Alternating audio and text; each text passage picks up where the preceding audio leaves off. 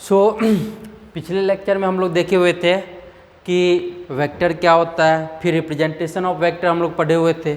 उसके बाद वेक्टर को किस तरीके से ऐड किया जाता है ना, तो वहाँ पे हम लोग क्या देखे हुए थे, ट्रायंगल लॉ ऑफ एडिशन हो गया था हमारा, फिर पैरेललोग्राम लॉ ऑफ एडिशन भी हम वहाँ पे कर लिए हुए थे। आज हम लोग पढ़ेंगे एक नया मेथड कि वेक्टर को किस तरीके से ऐड करते हैं, तो वो है हमारा मेथड कौन सा, polygon law of vector addition, है ना। तो आप लोग हेडिंग देंगे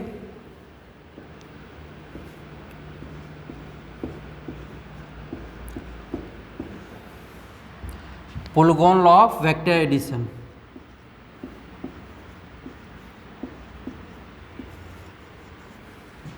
लॉ ऑफ वेक्टर एडिशन।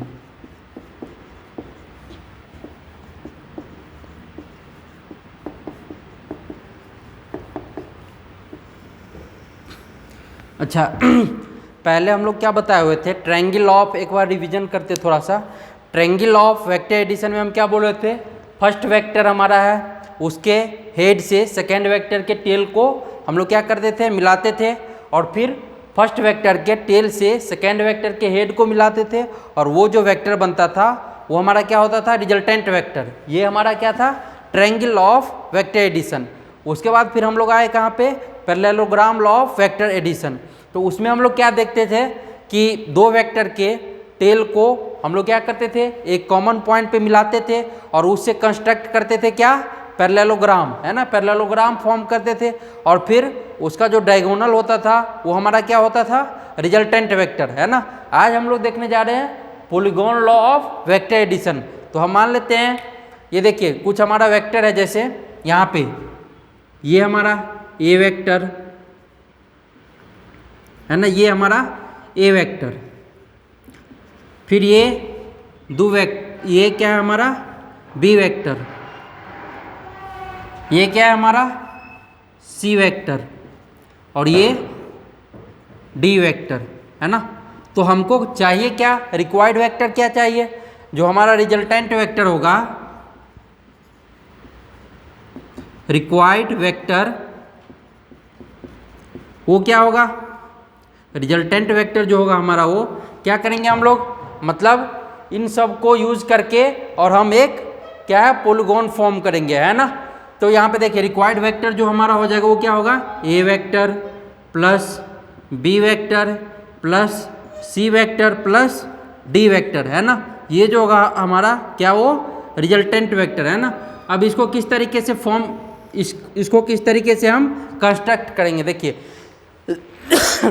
हम वेक्टर को पैरेलली शिफ्ट कर सकते हैं, है ना, वेक्टर को हम पैरेलली शिफ्ट कर सकते हैं। तो वेक्टर को हम पैरेलली शिफ्ट करेंगे, है ना, और फिर फर्स्ट वेक्टर के मतलब क्या है, प्रीवियस वेक्टर के टेल से, प्रीवियस वेक्टर के हेड से, है ना, फर्स्ट वेक्टर के मतलब टेल को क्या करेंगे, हम मिलाएंगे, है ना, और इस तरीके से हम पोलीगॉन को फॉर्म करेंगे। तो देखिए हम क्या किए, यहाँ पे शिफ्ट किए, ये हमारा क्या, ए वेक्टर, पैरेलली हम वेक्टर को शिफ्ट कर सकते हैं। अच्छा बताइए, रोटेशन कर सकते हैं क्या, इसको हम क्या कर सकते हैं, रोटेशन नहीं कर सकते हैं, है ना, ओनली ट्रांसलेशनल इसको हम शिफ्ट कर सकते हैं। तो ये हमारा ए वेक्टर। अब क्या है, देखिए बी वेक्टर कैसा डायरेक्शन है, इस तरीके से है कुछ क्या, तो ये हमारा हो गया क्या, बी वेक्टर, ठीक है। अब सी वेक्टर देखिए, सी वेक्टर क्या है, वर्टिकली स्ट्रेट, है ना। तो इस तरीके से ये हमारा क्या हो गया, सी वेक्टर, है ना। और डी वेक्टर क्या, कुछ इस तरीके से इंक्लाइंड, ठीक है ना। अब देखिए हम क्या करेंगे, इसके बाद ये क्लोज पोलीगॉन नहीं बना हमारा, है ना। तो हम क्या करेंगे यहाँ पे कि ये जो है हमारा फर्स्ट वेक्टर का टेल, यहाँ से हम इंड पॉइंट को क्लोज करेंगे, है ना। और ये वेक्टर जो होगा ये क्या होगा, हमारा रिजल्टेंट वेक्टर, है ना। तो ये जो होगा हमारा ये रिजल्टेंट वेक्टर। समझ में आया किस तरीके से ये फॉर्म करना है ना, किस तरीके से बनाना है। हम क्या करेंगे, फर्स्ट वेक्टर के हेड से सेकेंड वेक्टर के टेल को मिलाएंगे, है ना, इसी तरीके से हम इसको मिलाते जाएंगे, है ना। उसके बाद फिर लास्ट में क्या करेंगे, फर्स्ट वेक्टर के टेल से जो हमारा इंड वेक्टर का हेड होगा उसको हम मिलाएंगे, और वो जो वेक्टर बनेगा वो हमारा क्या बनेगा, रिजल्टेंट वेक्टर, है ना। तो ये हमारा क्या होता है, polygon law of vector addition, है ना। तो इसको आप स्टेप 1 लिखो, step 1,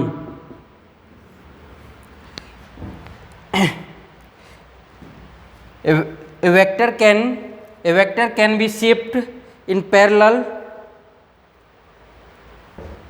Vector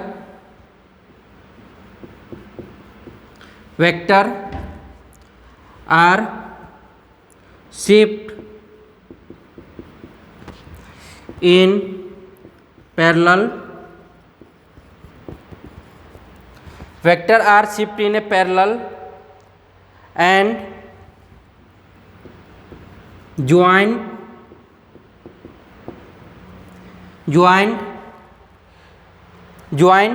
previous vector and join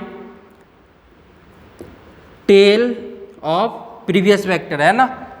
ये जो देखो आप बी वेक्टर है, बी वेक्टर के टेल से इसको हम क्या किए, ज्वाइन किए। तो join tail of previous vector,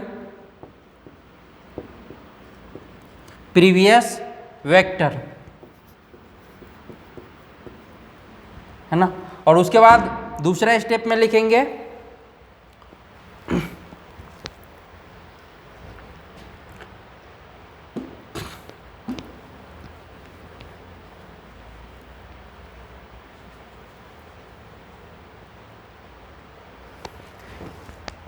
step 2 लिखेंगे।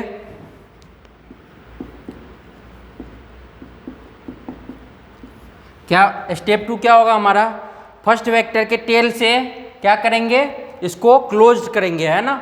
और ये जो वेक्टर होगा क्या होगा हमारा, रिजल्टेंट वेक्टर। तो ज्वाइन ए वेक्टर, ऐसे लिखो, नहीं तो formed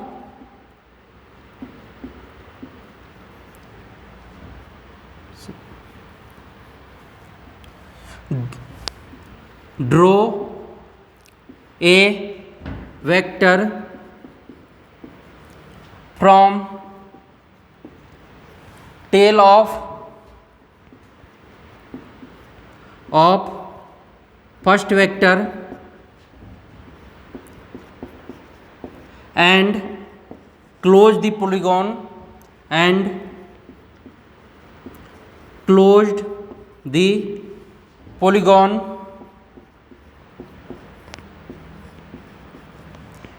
and this vector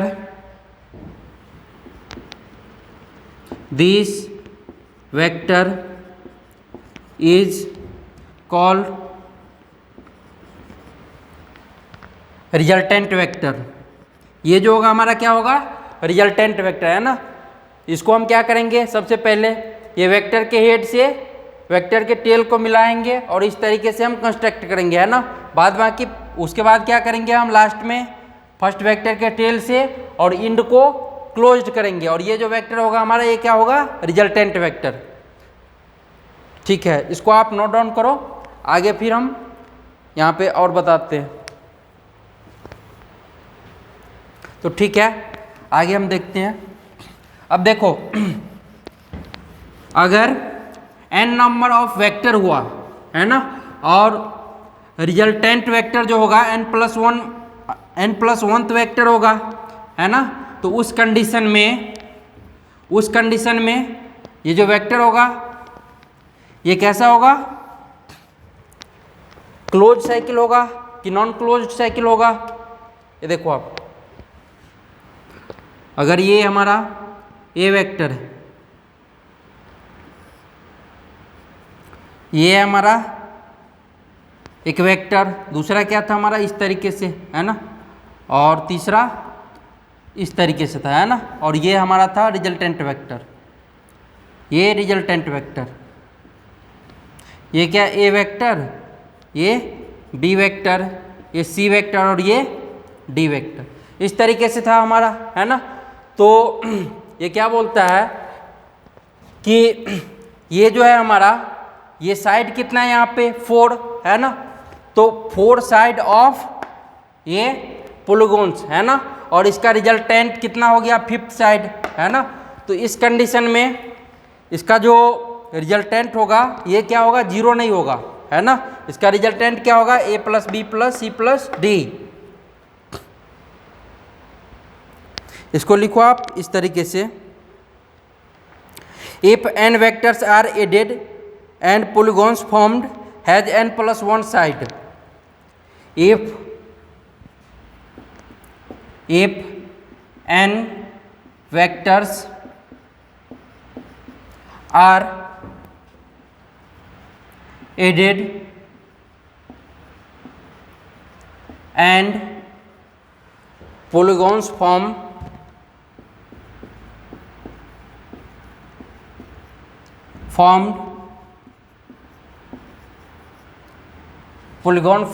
n plus 1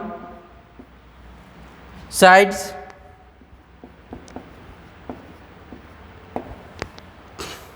n plus 1 side अर्थात n plus 1 side is resultant which makes the polygons is cyclic, अर्थात n plus 1 side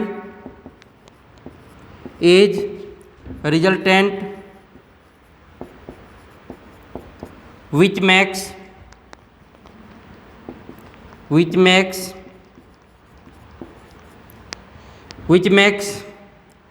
closed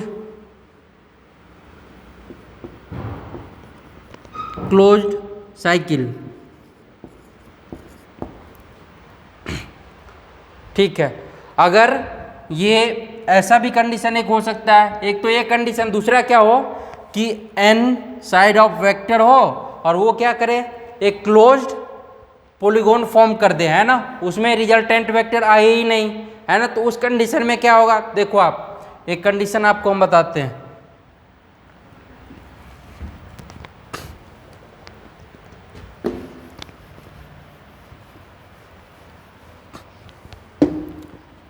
देखो एक ये हो गया हमारा ए वेक्टर, है ना, ए वेक्टर, दूसरा क्या हुआ, ये हमारा बी वेक्टर,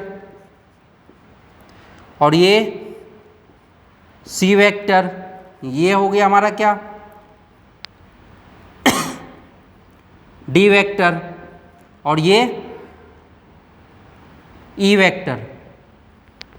अब देखो आप इसमें क्या है, इसमें जो है ये क्या है, मतलब सारा है एक डायरेक्शन में, है ना, जितना भी है A vector, B vector, C vector, D vector, E vector, ये सब क्या है एंटी क्लॉकवाइज डायरेक्शन में, और एक क्लोज सर्किल बना ले क्लोज लूप बना लिया, है ना। तो ये जो क्लोज लूप फॉर्म कर देता है, इस कंडीशन में हमारा रिजल्टेंट वेक्टर कितना होता है, 0, है ना। इस कंडीशन में रिजल्टेंट वेक्टर कितना होता है, 0, है ना। अगर ये क्लोज सर्किल फॉर्म कर देगा, क्लोज लूप बना लेगा, तो इस कंडीशन में अगर वेक्टर को आप ऐड करके क्लोज लूप फॉर्म कर देते हो, तो उस कंडीशन में क्या होगा, हमारा रिजल्टेंट वेक्टर 0 हो जाएगा, है ना। तो इसको आप इस तरीके से लिख लो, if n vector are added, if n vector are added and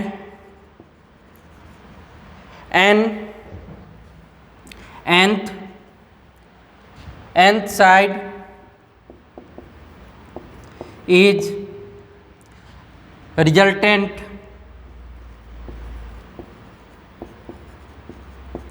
if n vector are added and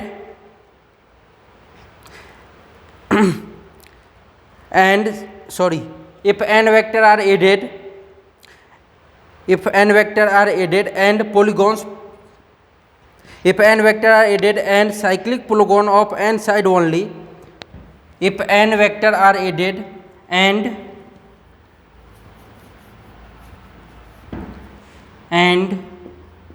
cyclic polygon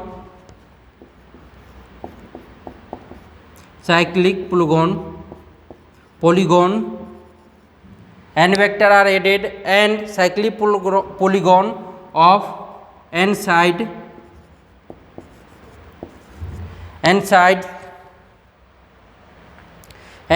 then resultant is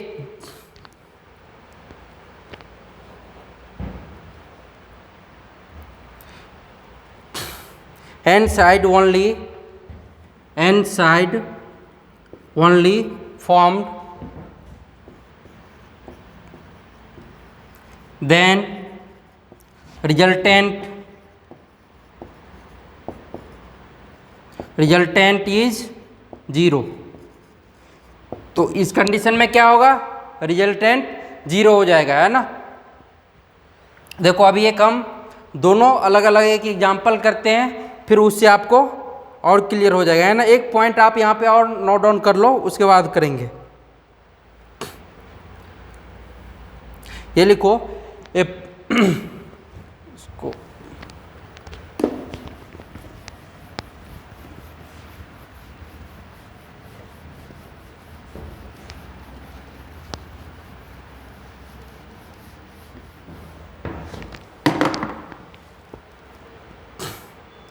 A polygon can only be formed.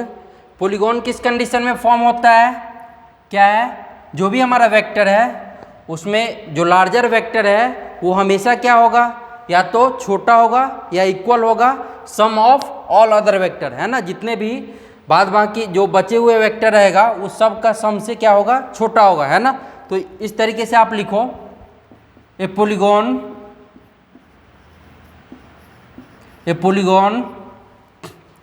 can only formed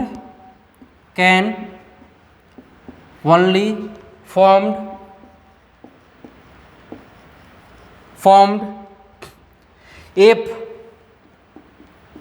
largest side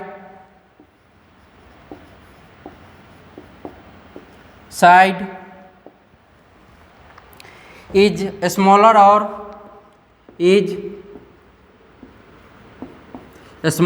or equal to all other vector, all other smaller vector,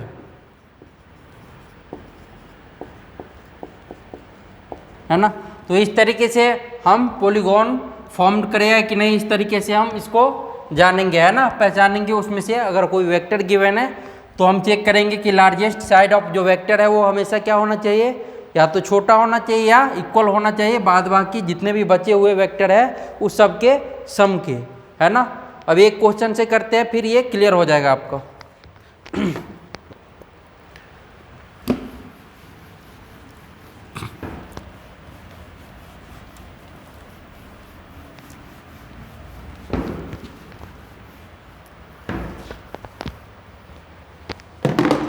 question देखो, question लिखते हैं a man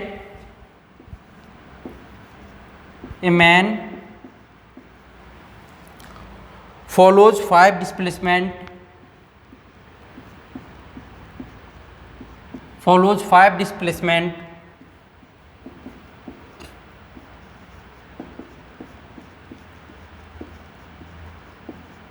5 displacement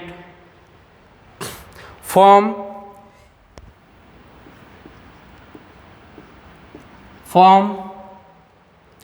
his home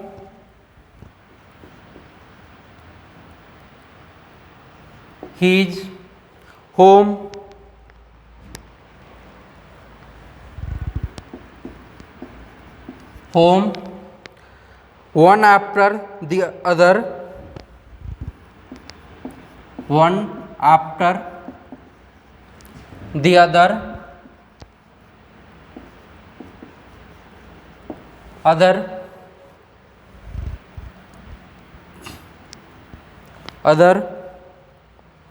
which set of displacement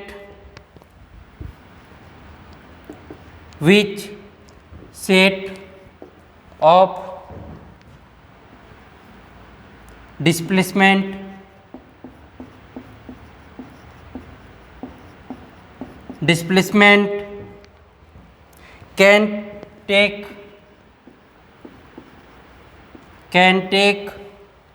him to have back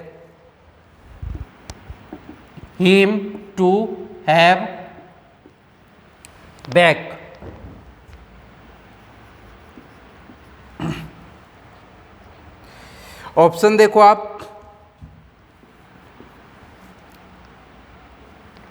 क्या है 10 kilometre, दूसरा क्या है 20 kilometre. ये सब क्या है वेक्टर का मैग्नीट्यूड है ना, और ये कितना है 40 किलोमीटर। उसके बाद क्या है 60 किलोमीटर, और ये 150 किलोमीटर। बी में ऑप्शन है 20 किलोमीटर, सॉरी 20 मीटर, कितना है उसके बाद फिर 40 मीटर, उसके बाद 80 मीटर, और फिर 100 मीटर, और उसके बाद फिर 140 मीटर।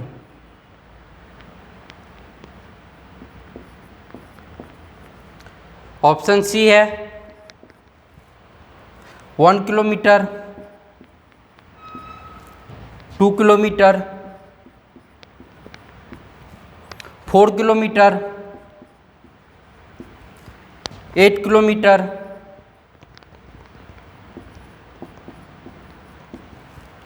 20 किलोमीटर, और डी है none of these, none of these. तो ये बताओ इसमें से पहले कि साइक्लिक पोलीगॉन कौन फॉर्म करेगा इसमें से, है ना। ये जो ऑप्शन है इसमें से आप देख के बताओ कौन सा साइक्लिक पोलीगॉन को फॉर्म करेगा, है ना। तो हम कंडीशन क्या बताए हुए थे साइक्लिक पोलीगॉन के लिए कि जो सबसे लार्जेस्ट मैग्नीट्यूड होगा वो क्या होगा, या तो इक्वल होगा या स्मॉलर होगा ऑल अदर स्मॉलर वेक्टर के सम के, है ना। तो मतलब मान के चलो अगर हम ए ऑप्शन को चेक करते हैं तो ए ऑप्शन में सबसे ज़्यादा कितना है 150, है ना। तो 150 क्या होना चाहिए, ये छोटा होना चाहिए, है ना, या इक्वल होना चाहिए। बाद बाकी ये बचे हुए जितने भी वेक्टर के मैग्नीट्यूड है उस सब के सम के, है ना। मतलब इसको हम क्या लिखेंगे 150, अगर हम ए मान ले, इसको हम ए मान ले, और इस सब को हम क्या मान ले, इस सब के सम को बी, है ना, इस सब के सम को हम क्या मान ले बी। तो यहाँ पे क्या होना चाहिए, यहाँ पे ऐसा होना चाहिए कि ए है वो क्या है लेस देन या इक्वल टू बी, है ना। अगर ये कंडीशन सेटिस्फाई करेगा तो हम क्या बोलेंगे कि साइक्लिक पोलीगॉन है, नहीं तो नहीं है ना। तो यहाँ पे देखो ए कितना 150 ना, 150, है ना, और इस सब के सम आप लिखो, इस बी का, बी जितना भी है इस सब का सम कितना हो जाएगा, ये देखो 60 + 40 100, और +20 120, और +10 तो 130। तो ये कितना हो गया लेस देन इक्वल टू 130। क्या ये चीज़ सही है ना। तो ये चीज़ कंडीशन को सेटिस्फाई नहीं कर रहा, मतलब ये जो है हमारा ये क्या है गलत ऑप्शन है। ये साइक्लिक पोलीगॉन को फॉर्म नहीं करेगा, है ना, पोलीगॉन को ये फॉर्म नहीं करेगा। यहाँ पे देखो अगर हम इसके लिए चेक करेंगे तो क्या ये कंडीशन सेटिस्फाई कर रहा है। अब देखो आप हम दूसरे के लिए चेक करते हैं ना, देखो ये फर्स्ट वाला तो हमारा नहीं किया, है ना, फर्स्ट वाला हमारा नहीं किया। अब दूसरे के लिए हम देखते हैं, तो दूसरे कंडीशन में मैक्सिमम सबसे ज़्यादा कितना है 140 है ना। तो 140 को हम ए मान लिए, है ना, और सबके सम को हम क्या मान लेंगे यहाँ पे बी, और कंडीशन क्या होना है ए इज लेस देन और इक्वल टू बी। तो ये कितना हो गया 140, और ये बी कितना हो जाएगा, ये 100 + 80 180, और ये 20 तो 240। तो ये कितना है 240। क्या इस कंडीशन को सेटिस्फाई कर रहा है, बिल्कुल कर रहा है, मतलब ये पोलीगॉन को फॉर्म करेगा, है ना। मतलब ये ऑप्शन हमारा क्या है सही ऑप्शन है। अब देखो सी कंडीशन को आप चेक करो, सी ऑप्शन को। तो अगर सी ऑप्शन में हम देखें तो सबसे ज़्यादा मैग्नीट्यूड किसका है 20 किलोमीटर, है ना। तो 20 किलोमीटर को हम ए मान लेंगे, बाद बाकी जितने भी बचे वेक्टर है उसको हम क्या मान लेंगे बी, और यहाँ पे लिखेंगे क्या A less than equals to B. तो 20 किलोमीटर क्या होना चाहिए less than equal to B क्या होना चाहिए, कितना आया ये 8 + 4 12 प्लस 2 कितना 14 और 1 15, तो ये भी कितना आया, कम आया, है ना। तो ये भी कंडीशन को सेटिस्फाई नहीं कर रहा, तो ये भी क्या हमारा रॉन्ग आंसर है ना, ये भी है हमारा रॉन्ग आंसर। तो हमारा करेक्ट ऑप्शन क्या है, बी। आई होप कि आपको समझ में आया होगा किस तरीके से हम चेक करते हैं ना पॉलीगॉन को। अब हम आगे पढ़ेंगे क्या, आगे हम पढ़ेंगे analytical method of vector addition.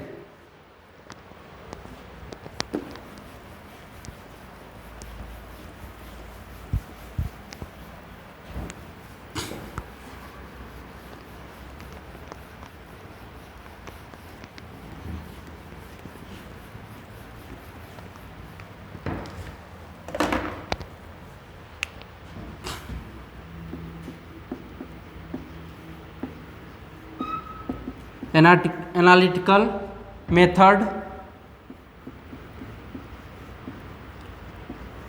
Of vector addition.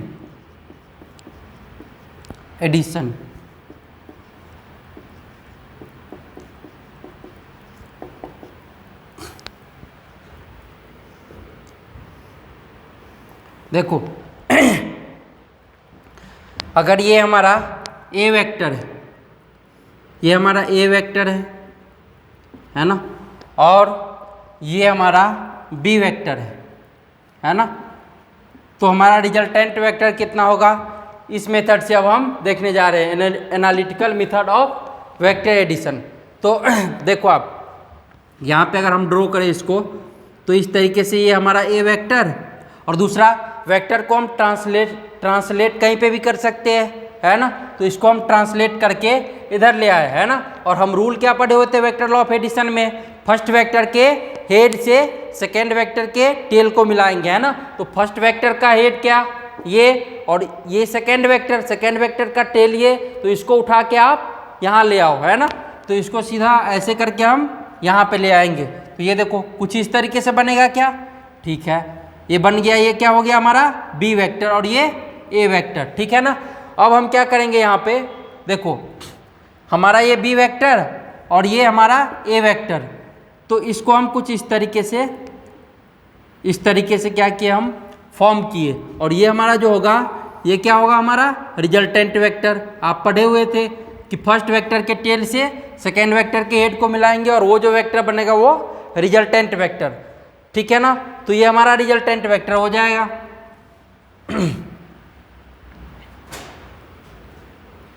अब क्या करेंगे यहाँ पे, ये हमारा रिजल्टेंट वेक्टर हो गया, हम मान लेते हैं ये एंगल कितना अल्फा, है ना, और यहाँ पे हम मान लेते हैं इसको परपेंडिकुलर एक ड्रॉ करते हैं ना। तो अगर हम ये परपेंडिकुलर ड्रॉ करते हैं तो ये एंगल हम कितना मान लेते हैं, थीटा, है ना, ये एंगल हमारा कितना थीटा,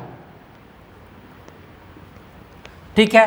तो बताओ अगर हम इसको मान ले ए, ये बी, ये सी, डी, है ना, तो इस तरीके से हम पॉइंट कुछ मान लिए, और ये एंगल हमारा कितना है 90।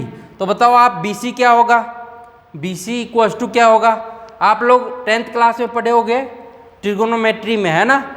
हम जब भी ये हमको कैलकुलेट करना है तो क्या हम यहाँ पे अप्लाई कर सकते हैं, ये देखो आप कुछ इस तरीके से ये बन गया क्या, और ये एंगल कितना थीटा, ये क्या हमारा B और ये D और ये C, है ना, और ये है हमारा क्या B वेक्टर।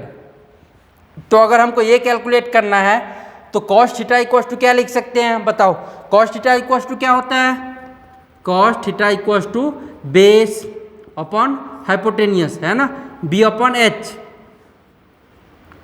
तो बताओ आप बेस यहाँ पे कितना है, बेस ये देखो आप सामने वाला क्या होता है परपेंडिकुलर, और उसके जो लगा हुआ होता है नीचे में वो क्या बेस, और ये हमारा क्या होता है हाइपोटेनियस H। तो बेस कितना यहाँ पे BC, है ना, तो ये कितना हो जाएगा हमारा BC, और ये H कितना B वेक्टर, ये कितना हमारा cos थीटा। तो BC इक्वल्स टू कितना हो जाएगा B वेक्टर, है ना, इंटू cos थीटा, है ना। तो अगर हम B वेक्टर का मैग्नीट्यूड लिखे तो ये कितना हो जाएगा B, तो ये कितना हो जाएगा हमारा B cos थीटा, है ना। इसी तरीके से हम अगर ये CD कैलकुलेट करें तो CD कितना हो जाएगा देखो अगर हम सी डी लिखें तो साइन थीटा इक्वल टू क्या लिख सकते हैं, पी बाई एच। तो यहाँ पे अगर हम लिखते हैं साइन थीटा तो ये कितना हो जाएगा हमारा सी डी अपॉन बी। तो सी डी इक्वल टू कितना, बी साइन थीटा, है ना। तो इस तरीके से लिख सकते हैं। अब देखो आप हमारे पास ये भी आ गया, हमारे पास ये आ गया, कितना है, ये कितना है, बी कॉस थीटा, है ना। और ये कितना, बी साइन थीटा, है ना। तो अब हम देखते हैं ट्रायंगल ए डी सी, है ना। तो in triangle A D C, in triangle A C D, है ना, ए सी डी। तो अगर इस ट्रायंगल में अगर हम देखें तो क्या बोल सकते हैं, है ना, इसमें क्या बोल सकते हैं, ये ए डी का स्क्वायर इक्वल्स टू ए सी का स्क्वायर प्लस सी डी का स्क्वायर, है ना। पाइथागोरस थ्योरम से इसको बोल सकते हैं। ए डी का होल स्क्वायर इक्वल्स टू क्या बोल सकते हैं, ए सी का स्क्वायर प्लस ये कितना, सी डी का स्क्वायर, सी डी का होल स्क्वायर। तो ए डी इक्वल्स टू कितना, देखो आप ए डी कितना है यहाँ पे, ए डी कितना है, रिजल्टेंट वेक्टर, मतलब इसका मैग्नीट्यूड लिखे तो ये कितना हो जाएगा, आर, है ना। ये क्या हो जाएगा, आर। तो ये A D equals to R, तो ये कितना हो जाएगा, आर का स्क्वायर, ठीक है। अब ए सी कितना है, देखो आप ए टू सी, है ना। तो ए सी इक्वल्स टू ए, अगर इसका मैग्नीट्यूड लिखे तो ए प्लस बी कॉस थीटा, है ना। तो ये जो टोटल होगा, टोटल कितना, ये जो हमारा टोटल होगा ये कितना, A plus B cos theta, है ना। तो टोटल कितना हो गया, A plus B cos theta, A C equals to, तो यहाँ पे पुट कर दो आप A plus B cos theta, है ना, इसका स्क्वायर प्लस सी डी कितना है यहाँ पे, देखो C D B sine theta, तो ये कितना है, बी साइन थीटा, तो बी साइन थीटा, ठीक है। अब हम क्या करेंगे, इस सब का होल स्क्वायर, है ना। ये कितना हो जाएगा हमारा, R square equals to A plus B का होल स्क्वायर क्या होता है, A square plus 2ab cos theta plus B square, मतलब B square cos square theta, cos square theta, है ना। और इसको अगर हम खोलते तो ये कितना हो जाएगा, B square sine square theta, है ना। तो यहाँ पे अगर हम लिखे आर स्क्वायर कितना हो जाएगा, ये देखो आप यहाँ से अगर बी स्क्वायर कॉमन ले लिए तो क्या आ जाएगा, cos square theta plus sine square theta, है ना। तो cos square theta plus sine square theta कितना, 1। तो ये क्या हो जाएगा, A square plus 2ab cos theta, है ना, प्लस यहाँ पे आप क्या करो, बी स्क्वायर कॉमन ले लो तो ये कितना हो जाएगा, B square into cos square theta plus sine square theta, और ये कितने के इक्वल होता है, 1 के, है ना। तो इसको आप लिखो ऐसे, R square equals to A square plus 2ab cos theta plus B square, है ना। तो ये आर स्क्वायर, तो आर इक्वल्स टू कितना हो जाएगा, A square plus B square plus 2ab cos theta. तो R equals to A square plus B square plus 2ab cos theta, है ना। और ये जो होगा हमारा रूट में होगा, क्योंकि स्क्वायर हट गया तो ये होगा हमारा क्या, रिजल्टेंट, है ना। तो अगर कोई रिजल्टेंट बोले आपको फाइंड करने के लिए दो वेक्टर के लिए, तो क्या लिखोगे आप, root under A square plus B square plus 2ab cos theta. इसको हम ऊपर में लिख देते हैं, यहाँ पे थोड़ा आ नहीं रहा तो ऊपर में इसको लिख देते हैं, ऐसे लिख लो, R equals to root under A square plus B square plus 2ab cos theta, है ना। ये हमारा हो जाएगा क्या, रिजल्टेंट।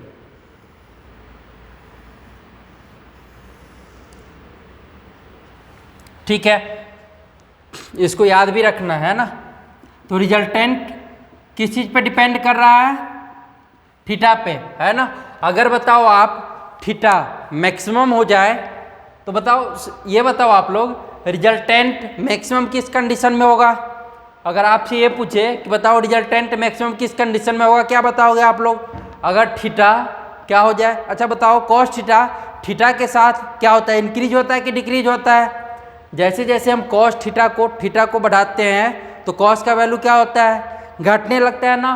तो थीटा अगर बढ़ाएंगे तो कॉस का वैल्यू घटेगा, है ना। अगर थीटा को डिक्रीज करते हैं तो कॉस का वैल्यू क्या होगा, इंक्रीज करेगा, है ना। तो अगर हम इसको देखते हैं तो देखो आप,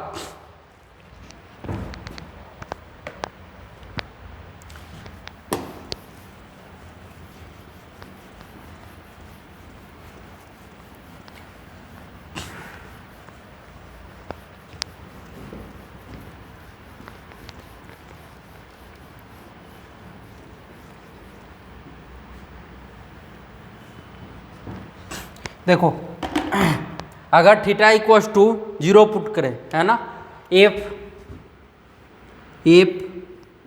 थीटा इक्वल्स टू 0 डिग्री, है ना, तो ये क्या हो जाएगा हमारा, कॉस थीटा 1 हो जाएगा, है ना। और कॉस थीटा जब 1 होगा उस कंडीशन में रिजल्टेंट क्या होगा हमारा, मैक्सिमम, है ना। क्योंकि ये क्या बन जाएगा, फिर ऐसा हो जाएगा क्या, root under A square plus B square plus 2ab और कॉस 0 कितना हो जाएगा हमारा, कॉस 0 डिग्री, है ना। तो ये हो जाएगा 1, तो ये कितना बन जाएगा, root under A square plus B square plus 2ab, है ना। और ये a प्लस बी के होल स्क्वायर हो जाएगा, तो ये कितना हो जाएगा, root under a plus B का होल स्क्वायर, है ना। तो स्क्वायर से रूट कैंसिल हो जाएगा, है ना। तो r इक्वल टू कितना हो गया, a प्लस बी, है ना। ये क्या हुआ, r मैक्सिमम, है ना। तो ये हो गया हमारा r मैक्स, ये कितना हो जाएगा, a प्लस बी का मोड, है ना। रिजल्टेंट मैक्सिमम रिजल्टेंट जो होगा वो a प्लस बी का मोड। और इसको अगर हम मिनिमम देखें तो मिनिमम किस कंडीशन पे होगा, जब, अच्छा बताओ थीटा 90 पे क्या ये मिनिमम होगा, नहीं होगा ना। क्यों मिनिमम नहीं होगा, क्योंकि यहाँ पे ये क्या हो जाएगा हमारा 0, तो ये टोटल टर्म 0 कर देगा, ए स्क्वायर प्लस बी स्क्वायर। लेकिन जब हम थीटा को 180 पुट करें, है ना, तो ये क्या होगा हमारा निगेटिव में आ जाएगा ये वैल्यू, तो इसमें से और सब्ट्रैक्ट हो जाएगा, तो ये क्या करेगा, इसको मतलब और कम कर देगा, है ना। तो यहाँ पे अगर हम पुट करते हैं इफ